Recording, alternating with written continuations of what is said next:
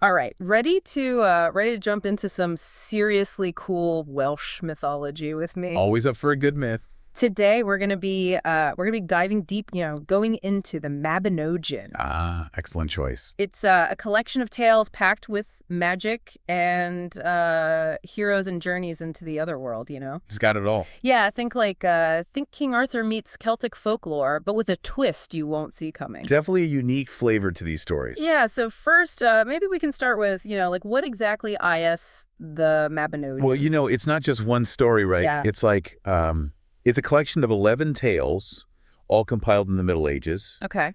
But they draw from even older, you know, myths and folklore from way a It lot. says like really steeped in tradition. Oh, yeah, like a tapestry of ancient Welsh storytelling. Cool. And we should probably mention we're using a modern English translation for this deep dive. Yes, definitely. We'll be working with Sioned Davies' translation. Yeah, it's a good one. So there's no need to worry about deciphering ancient manuscripts or anything. Yeah, Davies does a fantastic job of capturing the, that poetic rhythm of the original Welsh. Okay, perfect. So let's kind of lay out the structure here. The Mabinogion, it's got three main sections, right? That's right. We've got the four branches of the Mabinogi. The heart of the collection, really. Right. Then there's, what's it called? The Welsh Arthurian romances. Mm-hmm. And then we've got some independent tales, right? Exactly. A little something for everyone. Yeah. It's like a choose your own adventure through Welsh mythology. I like that. So, let's start, maybe at the beginning. Sounds like a plan. Yeah, with the four branches of the Mabinogi. You said they're like the heart of the collection, right? Yeah, each branch, it's like a journey into these big themes, Okay. like fate, magic, and the relationship between humans and the supernatural. So, the first branch, it's called Pwyll, Prince of Dyfed. That's the one that throws you right into the other world. Oh, wow. Yeah, Pwyll. He ends up swapping places with the king of the other world. What? Really? Yeah.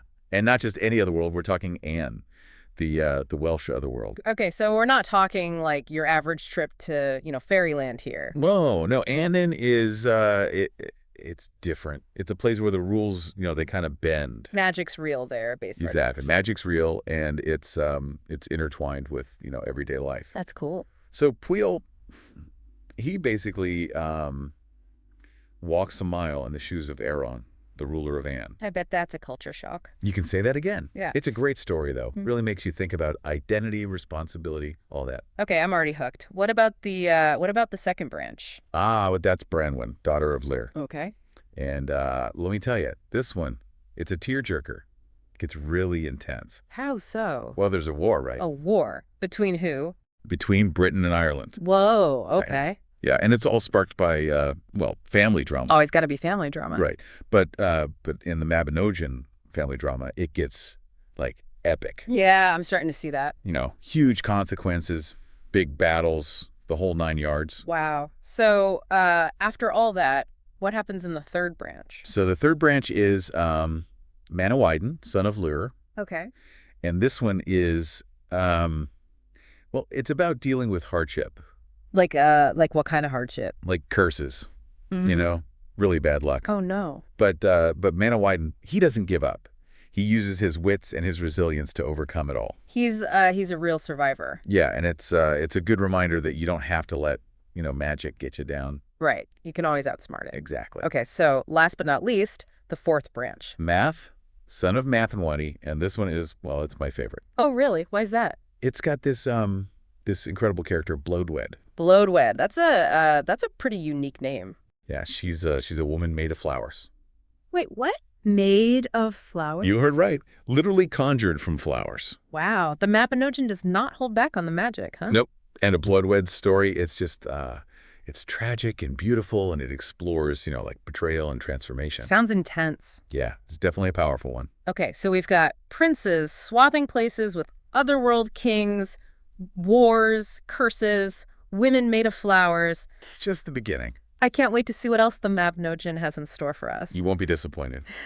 So from otherworld kings to women made of flowers. Yeah, the four branches are they definitely set the stage for an epic journey. Oh, for sure. And, as we as we go deeper into the Mabinogion, Hmm. we're going to be getting into some territory that might feel a little more familiar. You know what I mean? Like what? Like the world of Arthurian romances, Whoa, okay. but with a Welsh twist. Arthurian legends, but with a Welsh flavor. All right, I'm all ears.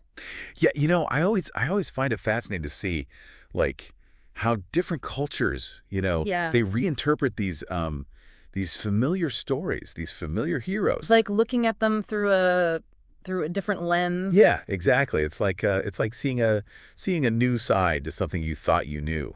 Right, right. And in the Mabinogion, these Welsh Arthurian romances, they really highlight those unique elements of Welsh storytelling. What do you mean? Well, they emphasize certain aspects of heroism and chivalry, Right. aspects that maybe you don't see as much in those more common versions of the Arthurian legends. Gotcha. So give me an example. Like, what's one of these Welsh Arthurian romances? Well, there's the Lady of the Fountain, for example. The Lady of the Fountain. Okay. Yeah, it follows Owain. He's a knight, Mm-hmm. and he goes on this quest for honor. A classic knightly quest. Right, but the thing about Owain is, he's not just driven by like glory. Right. There's more to it. Yeah, his journey, it's really it's intertwined with themes of loyalty and love. Oh, interesting. So it's like those epic quests we see in the Arthurian legends, Yeah. but with this added layer of like personal emotion, personal relationships. Right, exactly. It's not just tea about slaying dragons. Right, right. It's about the internal struggles these heroes face. It's stuff that's going on beneath the surface. Yeah, exactly. And speaking of internal struggles, Mm-hmm. the next tale is called Peredur, Son of a Frog. Okay. Paired. This one, it's like it's kind of a parallel to that whole quest for the Holy Grail thing. Oh, okay. So another classic Arthurian motif. Exactly. But Peredur's a journey. It's got this really unique Welsh twist to it. How so? Well, he faces these trials, Right. and they really test his courage, right?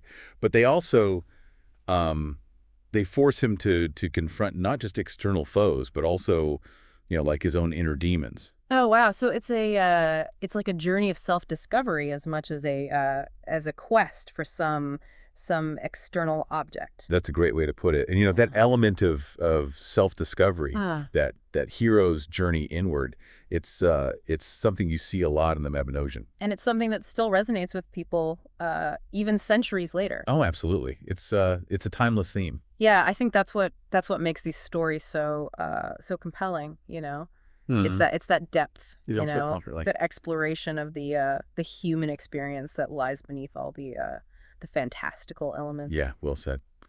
And then we move on to the final Arthurian romance in this collection. Okay, which is It's called Geraint and Enid. Geraint and Enid. All right. And in this one, we see those themes of love, duty, personal growth. Yeah. They're really interwoven. Yeah, Geraint, he's this valiant knight, right? Hmm. But he has to find a way to balance his love for Enid, Okay.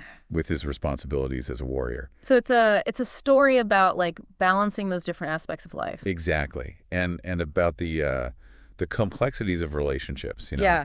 And how sometimes our desires and our obligations, they clash. Right, right. It's funny. I'm starting to sense a pattern here. Oh, Yeah. it seems like the Mabinogion, it likes to challenge its heroes.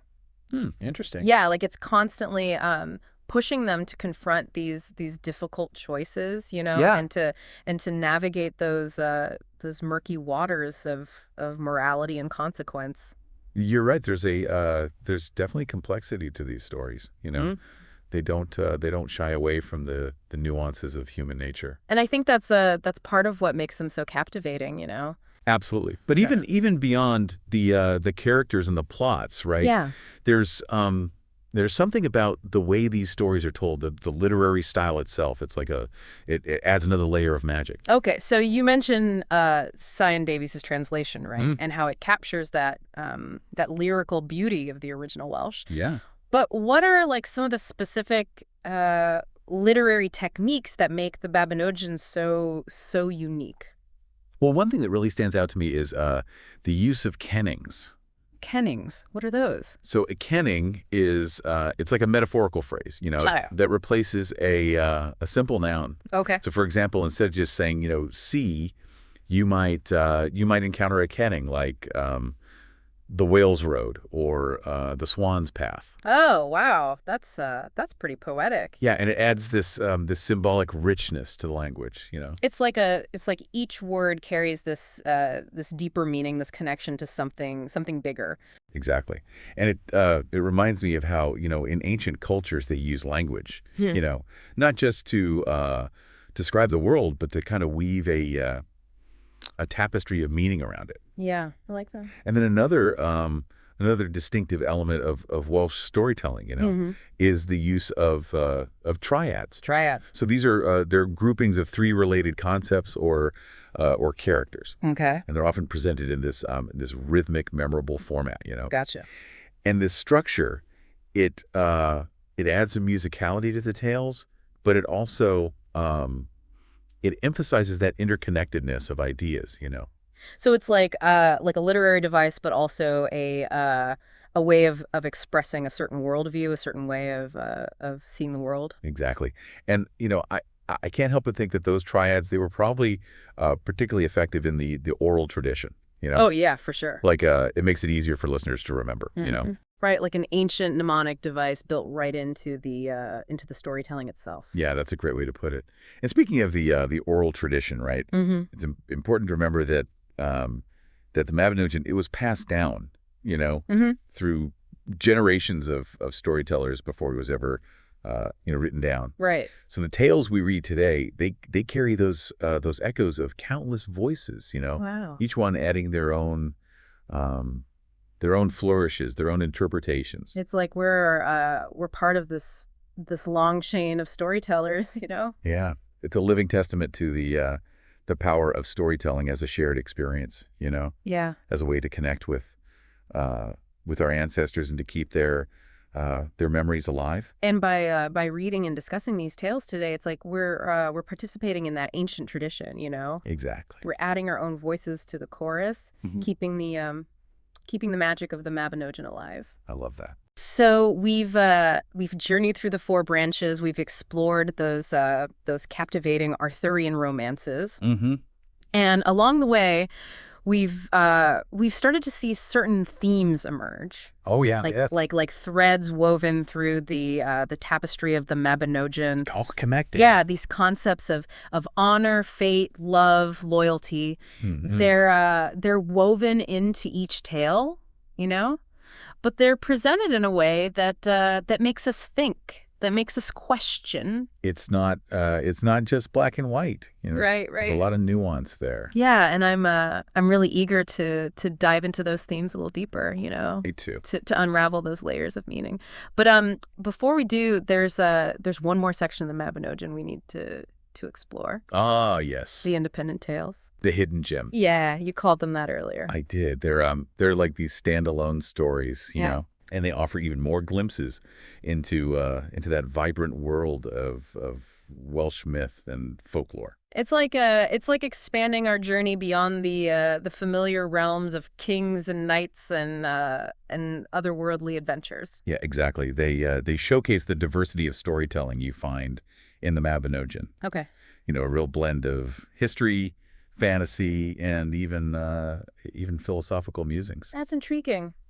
Ready to venture into uncharted territory. Always. Okay, so we've journeyed through those magical landscapes of the four branches, right? And ventured into that familiar but uniquely Welsh world of Arthurian romances. Right. So now it's time to explore those uncharted territories you mentioned. Yes. Those independent tales. Some of my favorites. Yeah, and you said they offer even more insights into the rich tapestry of the Mabinogion, right? Oh, absolutely. They're like hidden gems scattered throughout the collection. Each one, each one unique, but still reflecting those broader themes. Yeah. Those stylistic elements that make the Mabinogion so captivating. So the first tale that caught my eye is The Dream of Mexam Lydig. Ah, yes. It's got Roman emperors, prophetic dreams, and a blurring of reality. It sounds utterly intriguing. It is. It's It's a fascinating blend of history and fantasy. Okay. Maxim, the Roman emperor in this tale, he's actually based on a real historical figure. Oh, really? Yeah, Magnus Maximus. Okay. But the Mabinogion, it weaves in these elements of Welsh mythology and folklore. Right. And it transforms, this historical figure into a legendary character. So he's caught between two worlds, basically. Exactly. It's like the Mabinogions playing with those boundaries, between history and myth, reality and dreams. Yeah, and I think that's part of the appeal. Yeah. It's like stepping into a world where anything is possible. Where ancient legends and historical figures, they collide in these unexpected ways. Right, and that sense of wonder, Yeah. that Yeah. willingness to embrace the fantastical. It's part of what makes these tales so enduring. But even within that fantastical framework, right? It Yeah. seems like the Mabinogion, it never loses sight of the human element. Absolutely. Even when you're dealing with, magical beings, otherworldly realms, it's ultimately about human emotions, Yeah. relationships, the challenges we face in navigating life. And that's beautifully illustrated in the next independent tale, right? Yes. Blood and Elfies. That's the one. You said it's a story about a king facing these bizarre and devastating plagues. It is. It really highlights the importance of wisdom, Right. collaboration, creative problem solving. In the face of seemingly insurmountable challenges. Exactly. I'm always drawn to those stories about wise rulers, Yeah. strategic problem solving, especially when those solutions involve a bit of magic. A little bit of the old ways. Yeah, and it reminds us that sometimes the answers we seek, they lie in those unexpected places, like in the wisdom of our ancestors or the whispers of the natural world. It's about looking beyond the obvious. Right, and Blood and Elfies. It also reveals that ancient Celtic belief, right, Mm-hmm. in the interconnectedness of all things. Everything's connected. Yeah, like those plagues that threaten the kingdom. They're not just physical threats. They represent those disruptions in the natural and supernatural order. Right. It's a reminder that our actions have consequences. Yeah. They ripple outwards. It's a powerful message that I think resonates even today. Oh, absolutely. Yeah. Especially as we face those interconnected challenges of our own time. Right. But we can't forget that final independent tale, right? Ah, yes. The Dream of Rhonabwy. The mind-bending one. Yeah, you described it earlier as a trip down the rabbit hole. I did. So what makes this story so surreal and captivating? Well, Rhonabwy's dream it's like a window into this lost world, Right. where time bends and legendary figures like King Arthur, they appear in these unexpected guises. Oh, wow. It's a tale that challenges our perceptions of reality. Yeah. And it invites us to question the very nature of time, memory, storytelling itself. It sounds like the Mabinogion saved the most mind-bending tale for last. It's a fitting finale, I think. Yeah, a fitting finale to a collection that's constantly pushing those boundaries of imagination. Making us see the world in new ways. Right. So as we step back from these individual tales, right? Mm-hmm. We start to see how they contribute to those larger themes, right? The big picture. Yeah, that permeate the Mabinogion, like that emphasis on honor, fate, love, loyalty. It's all there. Yeah, it's woven through each story, creating this tapestry of meaning. A tapestry that's both intricate and profound. And it's in that holistic view, right? Mm-hmm. That the true genius of the Mabinogion really shines through. You get it. Yeah, it's not just a collection of entertaining stories. No. It's a profound exploration of the human condition. Of what it means to be human. Right, and a reflection on our relationship with nature, with the supernatural, with each other. It's all connected. And what makes this exploration even more remarkable, I think, is that it's rooted in that specific time and place.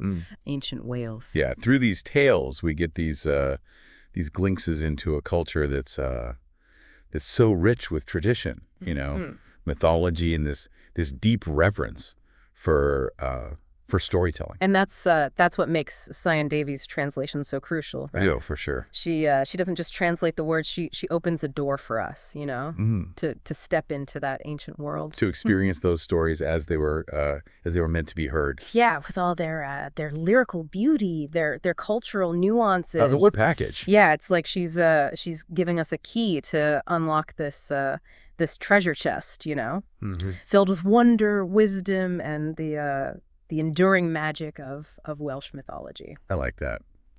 So as we wrap up our deep dive into the Mabinogion, what stands out to you as the most significant takeaway?